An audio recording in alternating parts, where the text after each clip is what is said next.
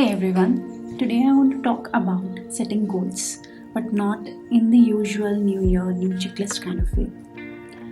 This year, I'm going to focus more on direction rather than productivity. So I got this idea from a book that I read from Stephen Covey, First Things First. It talks about the difference between going by the clock and going by the compass. The clock represents schedules, deadlines, urgency, and to-do lists.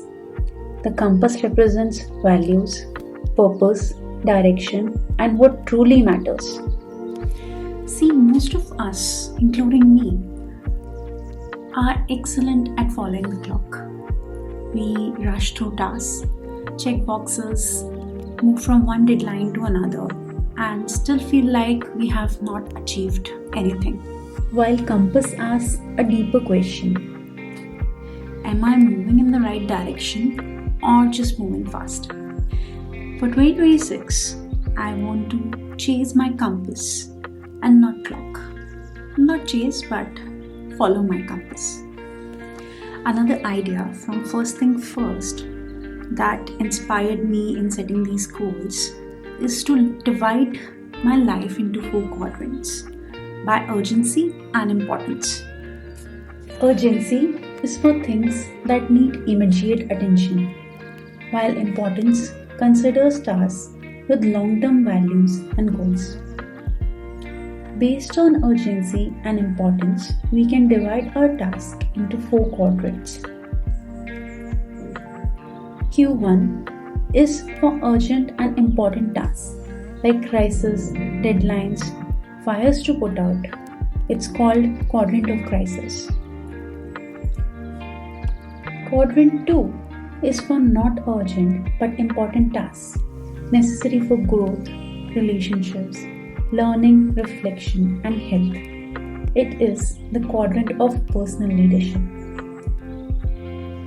Quadrant 3 is for urgent but not important things like interruptions, unnecessary meetings, reactive work, and is often recognized as quadrant of deception.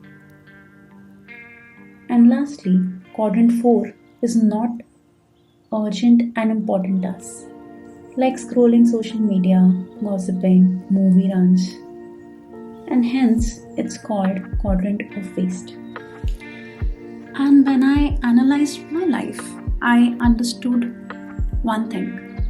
I was spending way too much energy in Q1 and Q3 and not enough in Q2. But here's the bitter truth. Q2 is where our compass lives. So this brings me to my goals for 2026.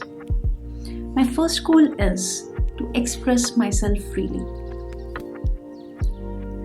One of the biggest inspirations came from a book that I read, The 5 Regrets of the Dying. In this book, as the title suggests, the author shares top 5 regrets of dying people. One of the regrets that stood out to me was, I wish I had expressed myself freely. Now, just like me, a lot of people have this habit of keeping our feelings and opinions to ourselves, mainly in order to keep peace with others. But the problem with this approach is that people like us settle for a mediocre existence. We never truly become what we are capable of becoming if we are open in sharing our feelings. This year, I want to live differently. I want to speak honestly, share my thoughts without over-editing myself, express my feelings clearly and respectfully, show up as my true self, imperfect, learning and growing.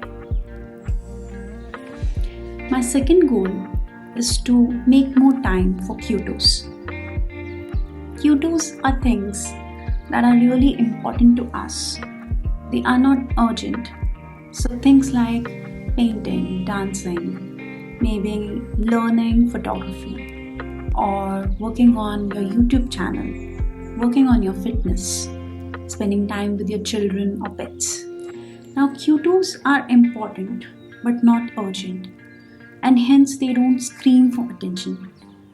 They merely whisper, and hence they are ignored. My goal is to intentionally schedule for Q2s instead of hoping that they would one day magically happen after everything else is done. Because honestly, it rarely happens. My third goal is to set up processes to reduce my Q3s.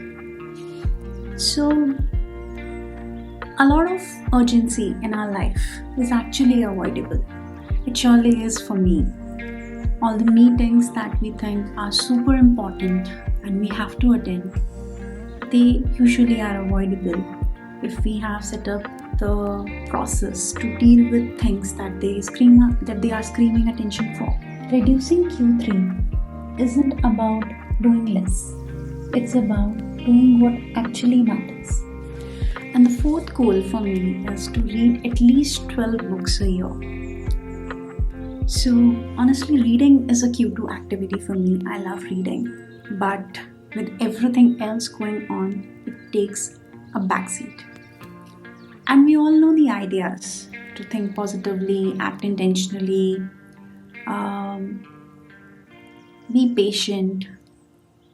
However, when I read about these things again and again, it helps me reinstate these ideas and it makes me grounded and also avoid the dopamine overdose that I consume from social media. Hence, I want to read one book a month, not for speed but for absorption. So, as you set out to set goals for this year, I invite you to ask, what are your Q2s? Where does your compass point to? And what would you do if you have to live your life a little less by urgency and more by purpose? If this resonates with you, let me know in the comment section below. And thanks for watching.